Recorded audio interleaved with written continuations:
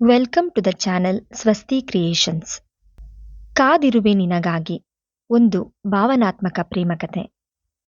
ಎಂದಿನಂತೆ ಬೆಳಿಗ್ಗೆ ಬೇಗ ಎದ್ದ ನಿಶಾಂತ್ ಅಮ್ಮನಿಗೆ ಗುಡ್ ಮಾರ್ನಿಂಗ್ ಹೇಳಲು ರೂಮ್ನಿಂದ ಹೊರಬಂದ. ಸಂಧ್ಯಾ, ಗುಡ್ ಮಾರ್ನಿಂಗ್ ಎನ್ನುತ್ತಾ ಬಂದ ನಿಶಾಂತ್ ಕಣ್ಣಿಗೆ ಕಂಡಿದ್ದು ಅಡುಗೆ ಮನೆಯಲ್ಲಿ ಕಾಫಿ ಮಾಡ್ತಿದ್ದ ಪ್ರಿಯಾ. ಓ ನೀವಾ, ನೀವ್ಯಾಕಿದೆಲ್ಲ ಮಾಡ್ತಿದ್ದೀರಾ ಎಂದ ನಿಶಾಂತ್ಗೆ. ಯಾಕಪ್ಪ, ನಿನ್ನ ಹೆಂಡತಿ ಹತ್ರ ಏನು ಕೆಲಸ ಮಾಡಿಸ್ಬಾರ್ದಾ ಎನ್ನುತ್ತಾ ಬಂದರು ಶಾರದಮ್ಮ. ಅದು ಆಗಲ್ಲ ಶಾರದಮ್ಮ, ಅವರು ಈ ಮನೆಗೆ ಹೊಸ ವ್ಯಕ್ತಿ ಅಲ್ವಾ, ಹೊಂದ್ಕೊಳ್ಳೋಕೆ ಸಮಯ ಬೇಕೇನೋ ಅಂತ ಹಾಗೆ ಹೇಳ್ದೆ ಅಷ್ಟೆ ಎಂದನು. ಪರವಾಗಿಲ್ಲ, ನನಗೆ ಪ್ರತಿದಿನ ಇದೆಲ್ಲ ಮಾಡಿ ಅಭ್ಯಾಸ ಇದೆ ಎಂದು ಎಲ್ಲರಿಗೂ ಕಾಫಿ ತಂದುಕೊಟ್ಲು ಪ್ರಿಯಾ. ಅದೇ ವೇಳೆಗೆ ಬಂದ ಸಂಧ್ಯಾ ಪ್ರಿಯಾ ಕೊಟ್ಟ ಕಾಫಿ ಕುಡಿದು, ಕಾಫಿ ತುಂಬ ಚೆನ್ನಾಗಿದೆ ಪ್ರಿಯಾ ಎಂದರು. ನಿಶಾಂತ್ ಕೂಡ ಕಾಫಿ ರುಚಿಯನ್ನು ನೋಡಿ ಮನಸ್ಸಿನಲ್ಲೇ ಹೊಗಳಿದನು. ನಿಶಾಂತ್, ನೀನು ಬೇಗ ಕಾಫಿ ಕುಡಿದು ತಯಾರಾಗು. ಪ್ರಿಯಾ ಅವ್ರ ಮನೆಗೆ ಹೋಗಿ ಅಲ್ಲಿಂದ ಗೀತಾ ಅವ್ರನ್ನ ಕರ್ಕೊಂಡು ಆಸ್ಪತ್ರೆಗೆ ಹೋಗ್ಬೇಕು ಎಂದರು ಸಂಧ್ಯಾ. ಅಮ್ಮ, ನೀವು ಮನೆಯಲ್ಲೇ ರೆಸ್ಟ್ ತಗೊಳ್ಳಿ, ನಾವು ಹೋಗಿ ಬರ್ತೀವಿ, ನಿಮಗೆ ಆಯಾಸ ಆಗುತ್ತೆ ಎಂದಳು ಪ್ರಿಯಾ. ಕೊನೆ ಕ್ಷಣನ ಎಣಿಸ್ತಿರೋ ಬಿದ್ದೋಗೋ ಮರ ಪ್ರಿಯಾ ನಾನು. ನಂಗೆ ಯಾವ ಆಯಾಸ, ಪರವಾಗಿಲ್ಲ, ನಾನು ನಿಮ್ಮ ಜೊತೆ ಬರ್ತೀನಿ, ಆಗ ನನಗೂ ಸಮಾಧಾನ ಎಂದರು ಸಂಧ್ಯಾ. ಪ್ರಿಯಾ, ನಿಶಾಂತ್ ಮತ್ತು ಸಂಧ್ಯಾ ಪ್ರಿಯಾ ಅವರ ಮನೆಗೆ ಬಂದರು. ಮೊದಲ ಬಾರಿ ಮದುವೆ ನಂತರ ಬಂದ ಮಗಳು ಅಳಿಯನ್ಗೆ ಸಂಧ್ಯಾ ಆರತಿ ಮಾಡಿ ಒಳಗೆ ಕರೆದ್ರು. ಅಮ್ಮ, ನೀನಿನ್ನೂ ತಯಾರಾಗಿಲ್ವಾ, ಈಗಾಗಲೇ ತಡ ಆಯಿತು, ಬಾಮ್ಮ ಹೊರಡೋಣ ಎಂದಳು ಪ್ರಿಯಾ. ಇರಮ್ಮ ಪ್ರಿಯಾ, ಕಾಫಿ ಮಾಡ್ತೀನಿ ಎಂದು ಗೀತಾ ಅಡುಗೆ ಮನೆಗೆ ಹೋದ್ರು. ಅಷ್ಟರಲ್ಲಿ ಪ್ರಿಯಾಗೆ ಮಾನಸಳ ಕರೆ ಬಂತು. ಕಾಲ್ ರಿಸೀವ್ ಮಾಡಿದ ಪ್ರಿಯಾ, ಹಲೋ ಮಾನಸ, ಹೇಳು ಎಂದಳು. ಹಲೋ ಪ್ರಿಯಾ, ಏನಾಯಿತು? ನಾನು ನಿನ್ನೆಯಿಂದ ಕಾಲ್ ಟ್ರೈ ಮಾಡ್ತಾ ಇದ್ದೀನಿ, ನೀನು ನನ್ನ ಕಾಲ್ನ ರಿಸೀವ್ ಮಾಡ್ತಾನೇ ಇಲ್ಲ. ಆಂಟಿ ಹುಷಾರಾಗಿದ್ದಾರಲ್ವಾ ಎಂದಳು ಮಾನಸ. ಮಾನಸ, ಅಮ್ಮ ಹುಷಾರಾಗಿದ್ದಾರೆ, ಇವತ್ತು ಆಪರೇಷನ್ ಇದೆ, ಅಮ್ಮನ್ನ ಕರ್ಕೊಂಡು ಹೋಗ್ಬೇಕು ಎಂದಳು ಪ್ರಿಯಾ. ಇವತ್ತೇ ಆಪರೇಷನ್ ಮಾಡ್ತಿದ್ದಾರಾ? ದುಡ್ಡಿನ ವ್ಯವಸ್ಥೆಗೆ ಏನು ಮಾಡ್ತೀಯ ಪ್ರಿಯಾ ಎಂದಾಗ ಪ್ರಿಯಾ ಈ 2 ದಿನದಲ್ಲಿ ನಡೆದ ಎಲ್ಲ ಘಟನೆಗಳನ್ನು ಮಾನಸಾಗೆ ವಿವರಿಸಿ ಹೇಳಿದ್ಲು. ಈಗ ನಿಶಾಂತ್ ಸರ್ ಸಹಾಯ ಸಿಕ್ಕಿದೆ, ಅವರೇ ಆಸ್ಪತ್ರೆ ಕರ್ಕೊಂಡು ಹೋಗ್ತಿದ್ದಾರೆ, ಆಪರೇಷನ್ ಆದಮೇಲೆ ನಿನಗೆ ಕಾಲ್ ಮಾಡ್ತೀನಿ ಮಾನಸ ಎಂದು ಕರೆ ಕಟ್ ಮಾಡಿದ ಪ್ರಿಯಾಳ ಎದುರು ಗೀತಾ ನಿಂತಿದ್ರು. ಅವರ ಕಣ್ಣುಗಳಲ್ಲಿ ಕಂಬನಿ ಇತ್ತು. ಪ್ರಿಯಾ, ಯಾಕಾಗ್ ಮಾಡಿದೆ? ನನ್ನ ಮಗಳು ಮದುವೆ ಆಯಿತು, ಅವಳೊಂದು ಸುಂದರ ಜೀವನನ ಕಟ್ಕೊಳ್ತಾಳೆ ಅಂತ ಸಂತೋಷಪಟ್ಟಿದ್ದೆ, ಆದರೆ ನೀನೇ ಯಾಕೆ ಈ ರೀತಿ ಮೋಸ ಮಾಡಿಕೊಂಡೆ ಪ್ರಿಯಾ ಎಂದು ಪ್ರಿಯಾಳ ಕೈ ಹಿಡಿದು ಕುಸಿದು ಕೂತರು ಗೀತಾ. ಅಮ್ಮ, ನೀನು ಯಾವಾಗ ಬಂದೆ? ಎಲ್ಲ ಕೇಳಿಸ್ಕೊಂಡ್ಬಿಟ್ಯಾ?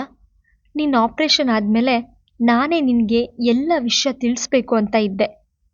ಈಗ ಈ ವಿಷಯ ಬಿಡಮ್ಮ, ಮೊದಲು ನಿನ್ನ ಆಪರೇಷನ್ ಮುಖ್ಯ, ಬಾ ಹೋಗೋಣ ಎಂದು ಹೊರಟಳು ಪ್ರಿಯಾ. ಪ್ರಿಯಾಳನ್ನು ತಡೆದ ಗೀತಾ, ಪ್ರಿಯಾ, ಇದರ ಮುಂದಿನ ಪರಿಣಾಮದ ಅರಿವಿದ್ಯಾ ನಿನಗೆ?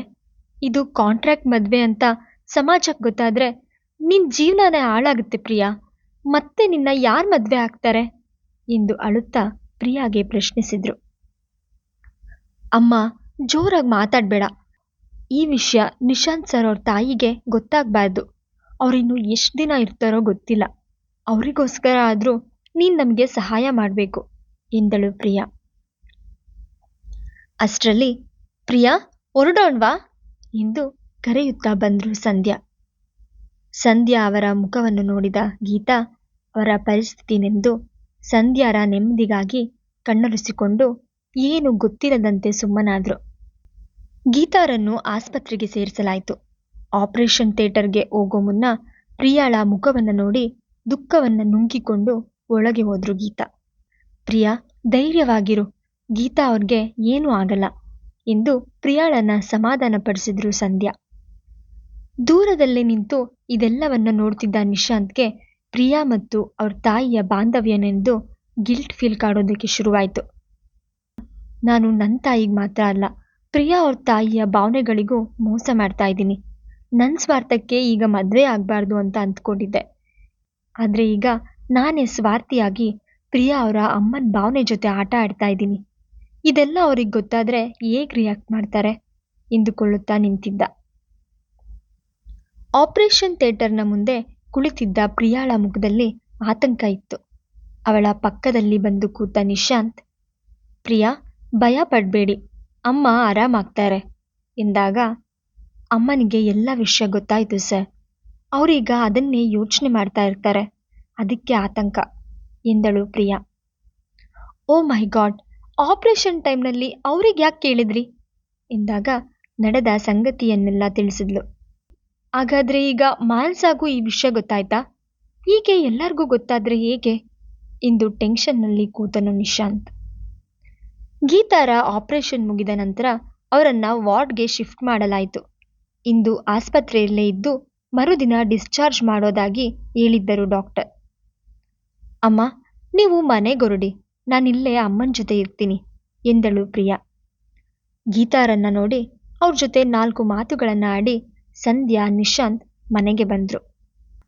ಇತ್ತ ಮನೆಗೆ ಬಂದ ನಿಶಾಂತ್ಗೆ ಹಲವಾರು ಪ್ರಶ್ನೆಗಳು ಕಾಡೋಕೆ ಶುರುವಾಯಿತು. ಕಾಂಟ್ರಾಕ್ಟ್ ಮದುವೆ ಮಾಡಿಕೊಂಡ್ರೆ ಸದ್ಯಕ್ಕೆ ತಪ್ಪಿಸ್ಕೊಳ್ಬೋದು ಅಂದ್ಕೊಂಡ್ರೆ ಈಗ ಈ ಕಾಂಟ್ರಾಕ್ಟ್ ಮದುವೆನೇ ನನ್ನ ನೆಮ್ಮದಿ ಕೆಡ್ಸೋ ಆಗಿದೆ. ಇದರಿಂದ ಬೇರೆಯವ್ರ ಭಾವನೆಗಳಿಗೆ ಧಕ್ಕೆ ಬರುತ್ತೆ ಅಂತ ನಾನು ಯೋಚನೆನೇ ಮಾಡಲಿಲ್ಲ. ಪ್ರಿಯಾ ಅವ್ರ ಅಮ್ಮನಿಗಾದ್ರೂ ಮೊದಲೇ ಸತ್ಯ ಹೇಳಿ ಮದುವೆ ಆಗಬೇಕಿತ್ತು.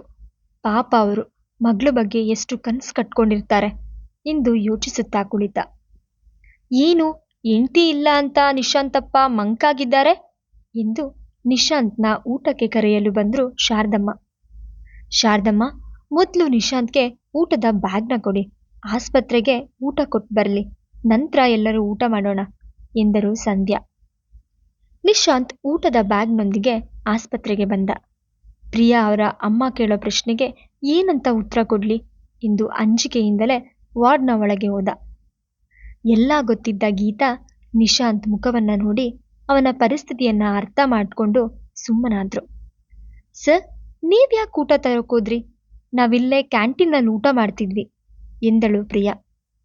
ಪರವಾಗಿಲ್ಲ ಪ್ರಿಯಾ, ಮೊದಲು ಊಟ ಮಾಡಿ ಎಂದು ಹೊರಗೆ ಬಂದು ಕೂತ ನಿಶಾಂತ್.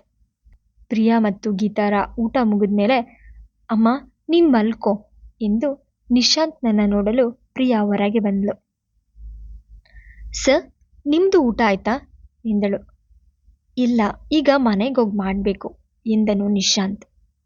ಸರಿ ಸರ್, ನೀವಿನ್ನೂ ಹೊರಡಿ, ಸಮಯ ಆಯಿತು. ಊಟ ತಂದ್ಕೊಟ್ಟಿದ್ಕೆ ಥ್ಯಾಂಕ್ ಯು ಸರ್ ಎಂದಳು. ಅವಳ ಮಾತಿಗೆ ಏನನ್ನೋ ಹೇಳಲು ಬಂದ ನಿಶಾಂತ್ ಮತ್ತೆ ಸುಮ್ಮನಾಗಿ, ಸರಿ ಪ್ರಿಯಾ ಅವರೇ, ನಾನಿನ್ನು ಹೊರಡ್ತೀನಿ ಎಂದು ಹೇಳಿ ಹೊರಟ. ಅಲ್ಲಿಂದ ಹೊರಟು ಮುಂದೆ ಬಂದ ನಿಶಾಂತ್ಗೆ ಮತ್ತೊಮ್ಮೆ ಪ್ರಿಯಾಳನ್ನ ನೋಡಬೇಕು ಎಂದನಿಸ್ತು. ಮನಸ್ಸಿನ ಈ ಭಾವನೆಗೆ ನಂಗ್ಯಾಕೆ ಪ್ರಿಯಾ ಅವ್ರನ್ನ ಮತ್ತೆ ಮತ್ತೆ ನೋಡಬೇಕು ಅಂತ ಅನಿಸ್ತಿದೆ ಎಂದುಕೊಳ್ಳುತ್ತಾ ಹಿಂತಿರುಗದೆ ಹೊರಟರು. ಮನಸ್ಸು ತಡೆಯದೆ ಒಮ್ಮೆ ತಿರುಗಿ ನೋಡಿದ. ಪ್ರಿಯಾ ಇನ್ನೂ ಅಲ್ಲೇ ನಿಂತಿದ್ಲು. ಮತ್ತೊಮ್ಮೆ, ಸರಿ ಬರ್ತೀನಿ, ನೀವು ಹೋಗಿ ಮಲ್ಗಿ ಎಂದೇಳಿ ಅಲ್ಲಿಂದ ಹೊರಟ ನಿಶಾಂತ್. ಮುಂದುವರೆಯುವುದು.